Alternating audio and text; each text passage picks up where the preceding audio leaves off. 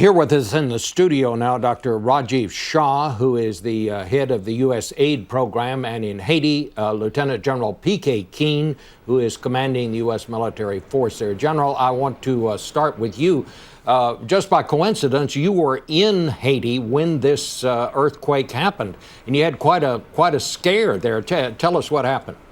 Well, sir, I was staying at the ambassador residence. Like you said, we were there on a pre-planned visit with about 5 of my fellow service members. My executive officer and I were in the ambassador residence when the earthquake struck. 3 of my personnel were in the Hotel Montana that completely collapsed. So I can tell you it was devastating, and it's like the Indiana Jones movie where the whole earth shakes, and we ran outside, and his residence really was swaying back and forth. Fortunately, it didn't collapse. And you had actually been planning to stay at the Hotel Montana, but the ambassador asked you and another member of your party to stay with him at the residence. Otherwise, you would have been in the hotel yourself.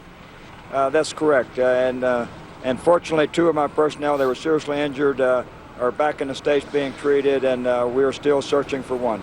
How would you assess the situation right now, General? I'll just ask you first, have you ever seen anything like this? Well, I've been part of various disaster operations in my career, but I've never seen anything so devastating and far-reaching. This is affecting over 3 million people here in the Port-au-Prince area. I've flown over the area. I've walked through the streets. I've drove through the streets every day.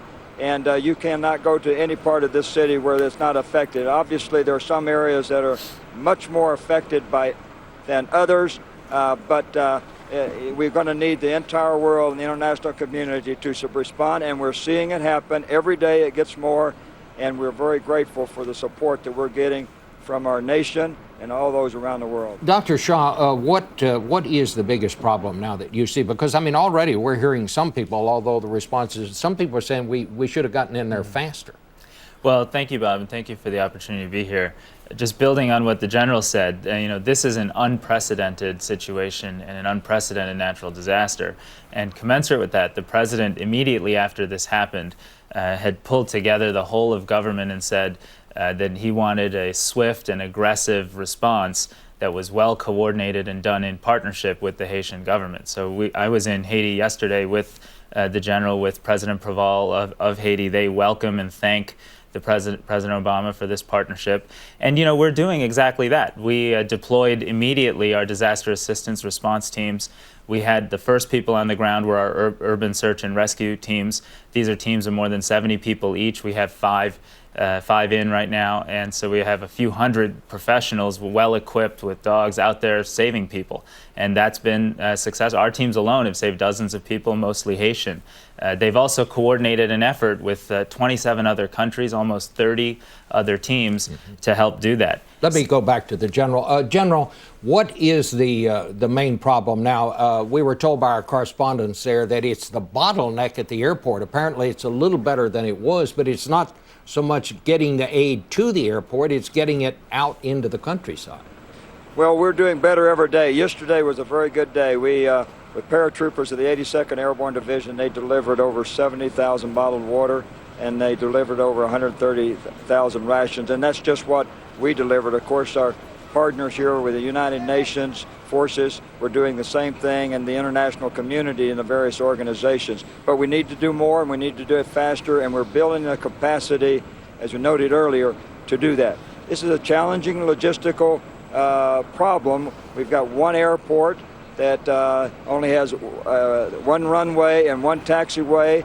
We've got the best airmen in the world here who arrived within 24 hours to open this airport so it could run 24 hours a day. It does appear to be relatively calm, but there do seem to be increasing incidents of violence. How is the law and order situation right now, General? Well, as you note, there are isolated incidents of violence, but I can tell you our paratroopers were out yesterday delivering humanitarian assistance, and everywhere they went, they were warmly welcomed by the Haitian people. They stood in line and were very warmly receiving our paratrooper. I'm very grateful for that aid. At the same time, we had some isolated incidents. Security is a key component of a humanitarian assistance operation, we need to create a safe and secure environment to ensure we're able to do everything we can. Our United Nations troops who have been here on a mission of security and stability continue with that mission, but they also have transitioned into humanitarian assistance, so the capacity to provide adequate security will be a challenge. What is the, Dr. Shah, what is the main problem at this end now? Well, we're working on multiple issues simultaneously. One is securing commodity flow and getting that into Haiti. The military has been very successful at increasing the throughput by more effective management of the airport. That's been a great first step. We now need to expand alternate routes, including port and sea access, and we're working in partnership with the Department of Defense to make that happen as quickly as possible. The second is we're trying to dramatically expand the in-country distribution network. So we're working with our partners around the world, as the General mentions, to identify as many major distribution points as we can, get those secure, improve transport to those points, and really dramatically accelerate commodity flow there. All right.